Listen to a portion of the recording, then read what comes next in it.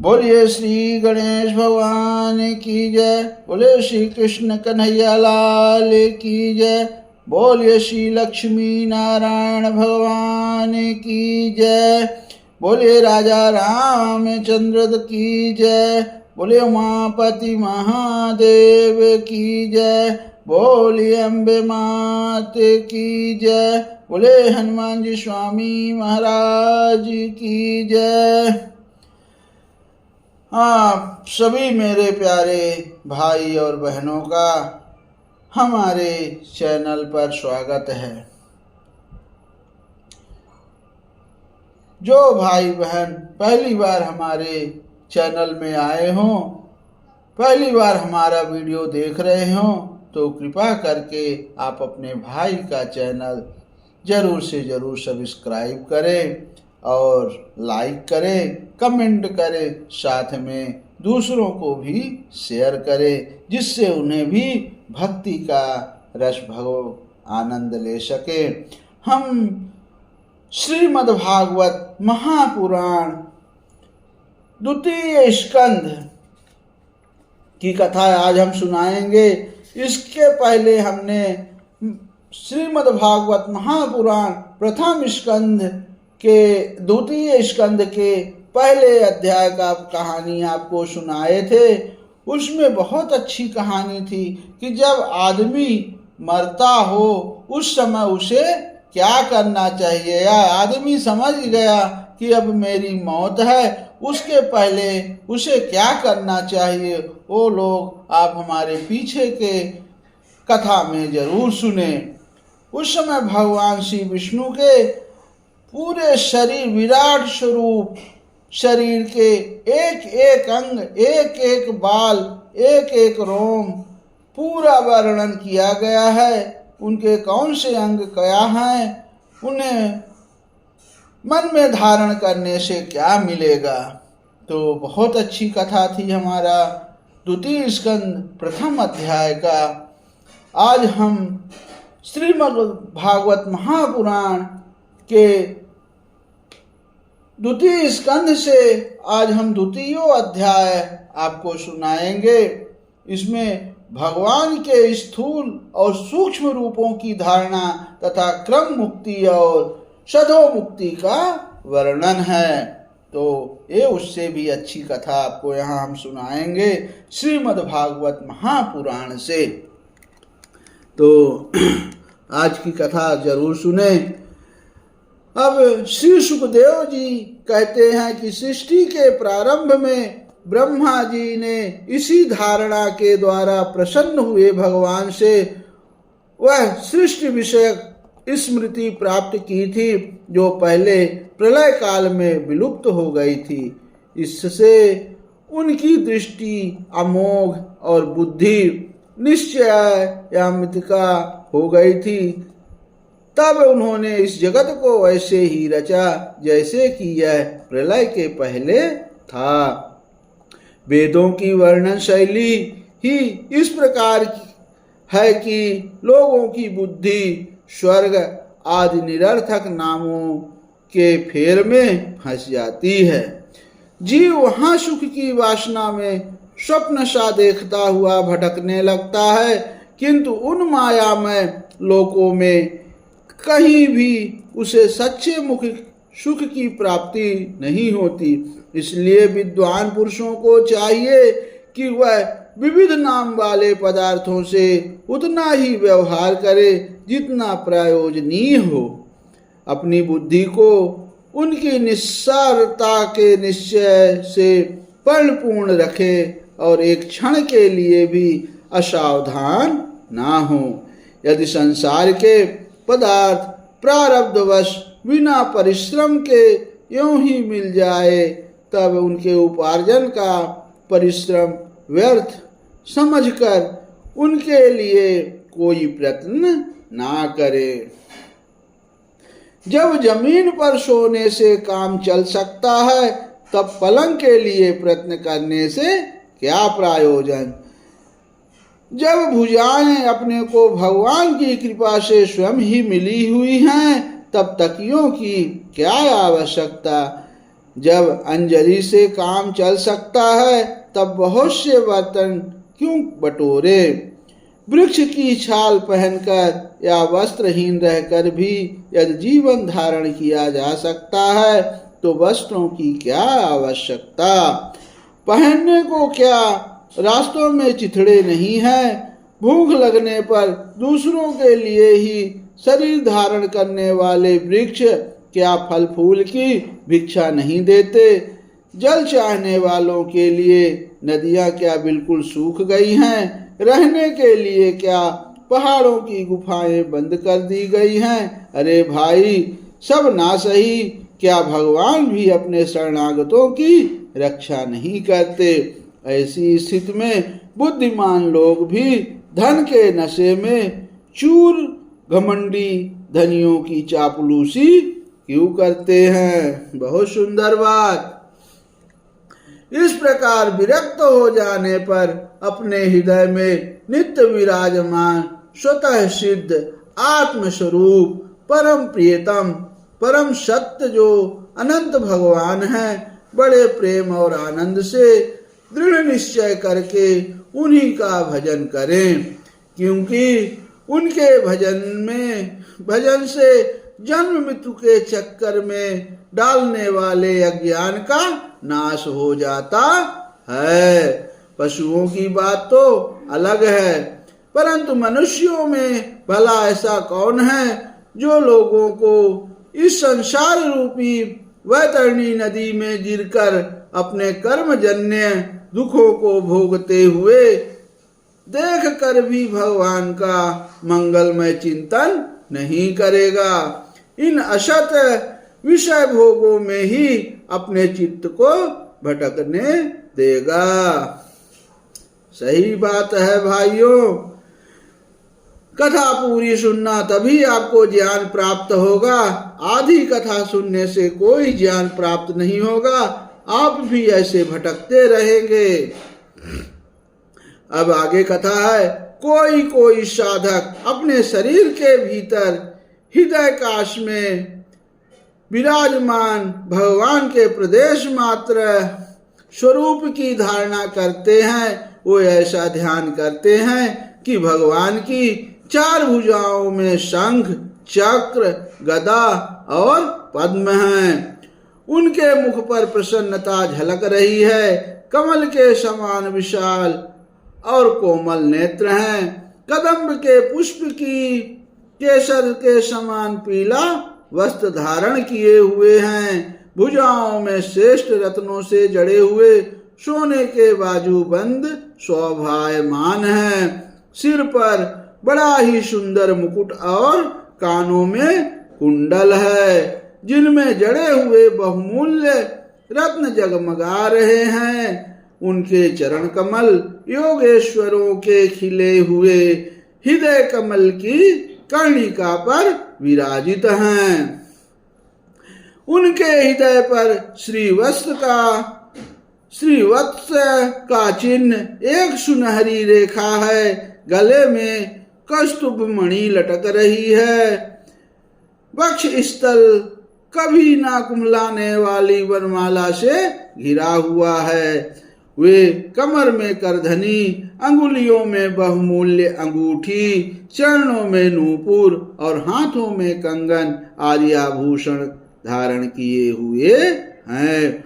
उनके बालों की लटे बहुत चिकनी, निर्मल, घुंघराली और नीली है। उनका मुख कमल मंद मंद मुस्कान से खिल रहा है। लीलापूर्ण उन्मुक्त हास्य और चितवन से शोभायमान भौहें के द्वारा वे भक्त जनों पर अनंत अनुग्रह की वर्षा कर रहे हैं। जब तक मन से धारणा के द्वारा स्थिर न हो जाए तब तक बार बार इन चिंतन स्वरूप भगवान को देखते रहने की चेष्टा करनी चाहिए। ओम नमो भगवते वासुदेवाय नमः। अब आगे कथा है। भगवान के चरण कमलों से लेकर उनके मुस्कान युक्त मुख कमल पर्यंत समस्त अंगों की एक एक करके बुद्धि के द्वारा धारणा करनी चाहिए। जैसे जैसे बुद्धि शुद्ध होती जाएगी वैसे वैसे चित्त स्थिर हो जाएगा। जब एक अंग का ध्यान ठीक ठीक होने लगे तब उसे छोड़कर दूसरे अंग का ध्यान करना चाहिए। ये विश्वेश्वर भगवान दृश्य नहीं दृष्टा हैं, सगुण निर्गुण सब कुछ इन्हीं का स्वरूप है। जब तक इनमें अनन्य प्रेममय भक्ति योग ना हो जाए तब तक साधक को नित्य नैमित्तिक कर्मों के बाद एकाग्रता से भगवान के उपर्युक्त स्थूल रूप का ही चिंतन करना चाहिए। परीक्षित, जब योगी पुरुष इस मनुष्य लोक को छोड़ना चाहे तब देश और काल में मन को ना लगाएं। सुख पूर्वक स्थिर आसन से बैठकर प्राणों को जीतकर मन से इंद्रियों का संयम करें। तदंतर अपनी निर्मल बुद्धि से मन को नियमित करके मन के साथ बुद्धि को क्षेत्रज्ञ में और क्षेत्रज्ञ को अंतरात्मा में लीन कर दे। फिर अंतरात्मा को परमात्मा में लीन करके धीर पुरुष उस परम शांतिमय अवस्था में स्थिर हो जाए। फिर उसके लिए कोई कर्तव्य शेष नहीं रहता। इस अवस्था में सत्वगुण भी नहीं है, फिर रजोगुण और तमोगुण की तो बात ही क्या है। अहंकार, महत्व और प्रकृति का भी वहाँ आश्रित्व नहीं है। उस स्थिति में जब देवता के नियामक काल की भी दाल नहीं गलती, तब देवता और उनके अधीन रहने वाले प्राणी तो रह ही कैसे सकते हैं।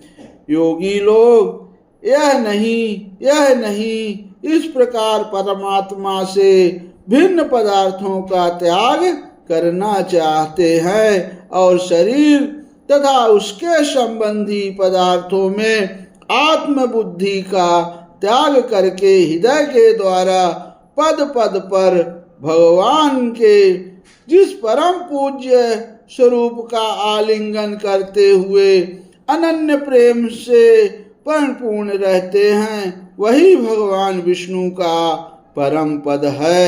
इस विषय में समस्त शास्त्रों की सम्मति है। ज्ञान दृष्टि के बल से जिसके चित्त की वासना नष्ट हो गई है वह ब्रह्मनिष्ठ योगी को इस प्रकार अपने शरीर का त्याग करना चाहिए।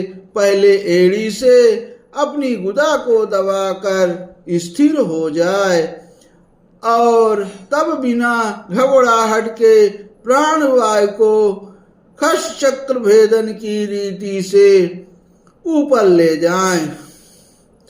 मनस्वी योगी को चाहिए कि नाभि चक्र मणिपूरक में स्थित वायु को हृदय चक्र अनाहत में, वहां से उदान वायु के द्वारा वक्ष स्थल के ऊपर विशुद्ध चक्र में, फिर उस वायु को धीरे धीरे ताल मूल में यानी विशुद्ध चक्र के अग्रभाग में चढ़ा दें।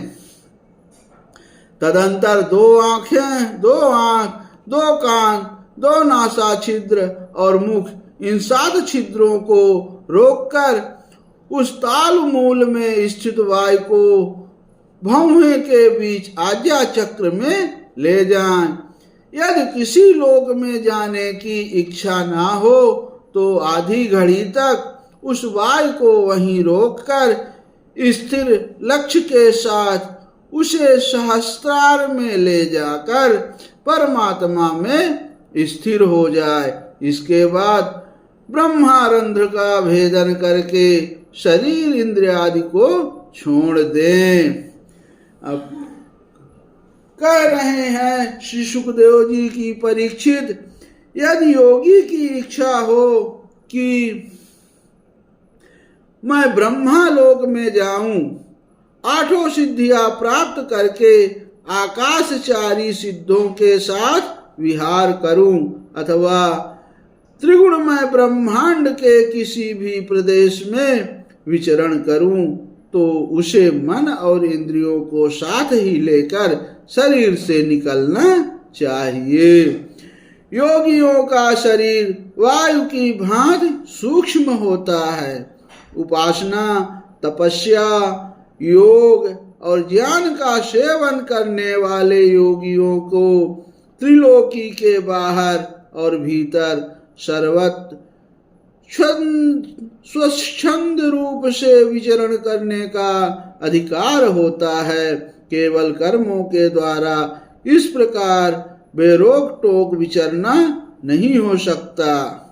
परीक्षित, योगी ज्योतिर्मय मार्ग सुषुम्ना के द्वारा जब ब्रह्मलोक के लिए प्रस्थान करता है, तब पहले वह आकाश मार्ग से अग्निलोक में जाता है। वहां उसके बचे खुचे मल भी जल जाते हैं। इसके बाद वह वहां से ऊपर भगवान श्री हरि के शिशुमार नामक ज्योतिर्मय चक्र पर पहुंचता है। बहुत सुंदर कथा, इतना ज्ञान आपको कौन देगा। ध्यान से बस सुने और दिमाग में लगाएं। बहुत अच्छी कथा है। भगवान विष्णु का यह शिशुमार चक्र विश्व ब्रह्मांड के भ्रमण का केंद्र है। उसका अतिक्रमण करके अत्यंत सूक्ष्म एवं निर्मल शरीर से वह अकेला ही महर्लोक में जाता है। वह लोग ब्रह्मदेव वेत्ताओं के द्वारा भी वंदित है और उसमें कल्प पर्यंत जीवित रहने वाले देवता विहार करते हैं। फिर जब प्रलय का समय आता है, तब नीचे के लोगों को शेष के मुख से निकली हुई आग के द्वारा भस्म होते देख वह ब्रह्मलोक में चला जाता है। जिस ब्रह्मलोक में बड़े बड़े सिद्धेश्वर विमानों पर निवास करते हैं, उस ब्रह्मलोक की आयु ब्रह्मा की आयु के समान ही 2 पारधर की है। उस ब्रह्मलोक की आयु मतलब वहां जो रहते उनकी आयु ब्रह्मा की आयु के समान ही 2 परार्धर की है। वहां ना शोक है, ना दुख है, ना बुढ़ापा है, ना मृत्यु है।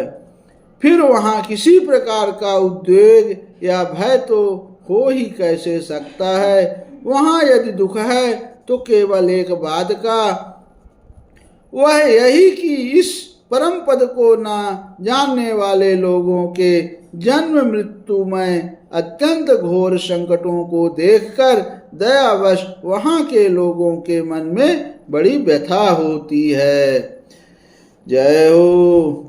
अब सत्य लोक में पहुंचने के पश्चात वह योगी निर्भय होकर अपने सूक्ष्म शरीर को पृथ्वी से मिला देता है और फिर उतावली ना करते हुए 7 आवरणों का भेदन करता है।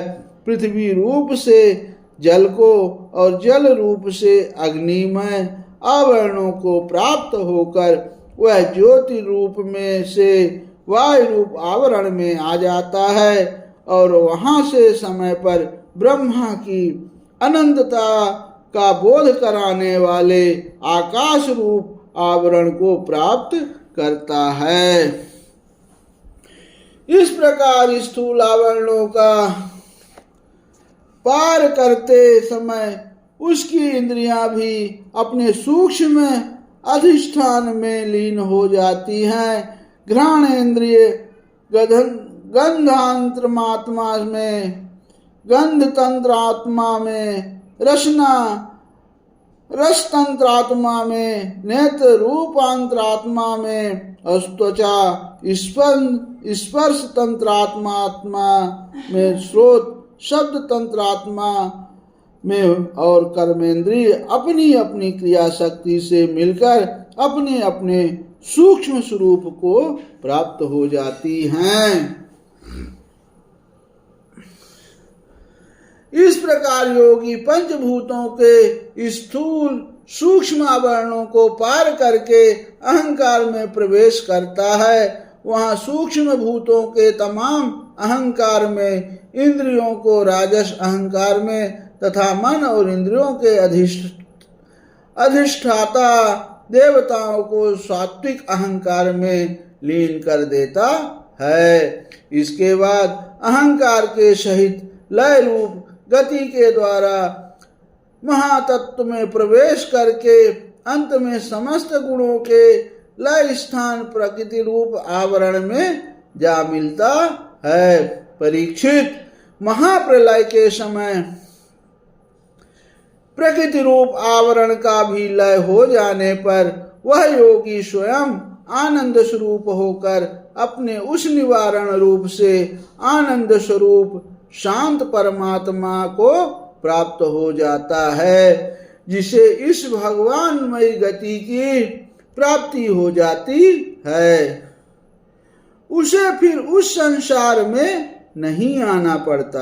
परीक्षित, तुमने जो पूछा था उसके उत्तर में मैंने वेदोक्त द्विविध सनातन मार्ग सधो मुक्ति और क्रम मुक्ति का तुमसे वर्णन किया। पहले ब्रह्मा जी ने भगवान वासुदेव की आराधना करके उनसे जब प्रश्न किया था तब उन्होंने उत्तर में इन्हीं दोनों मार्गों की बात ब्रह्मा जी से कही थी।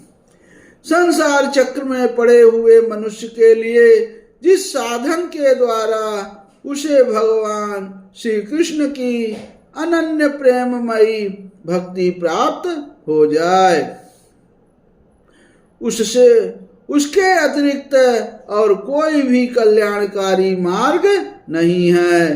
भगवान ब्रह्मा ने एकाग्र चित्त से सारे वेदों को 3 बार अनुशीलन करके अपनी बुद्धि से यही निश्चय किया कि जिससे सर्वात्मा भगवान श्री कृष्ण के प्रति अनन्य प्रेम प्राप्त हो वही सर्वश्रेष्ठ धर्म है।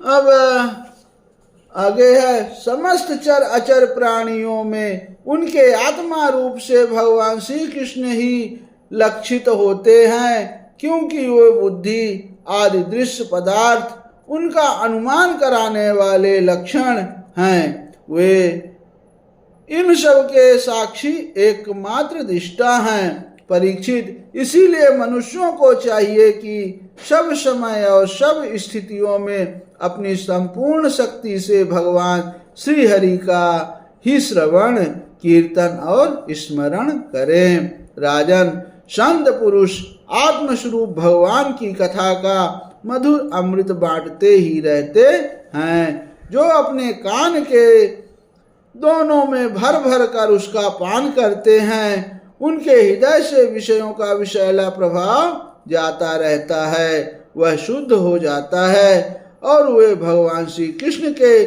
चरण कमलों की सन्निधि प्राप्त कर लेते हैं। इद श्रीमद्भागवते महापुराणे पारमहंस्यां संहितायां द्वितीय स्कंधे पुरुष संस्था वर्णनम नाम द्वितीयो अध्याय समाप्तः। बोले श्री कृष्ण कन्हैया लाल की जय।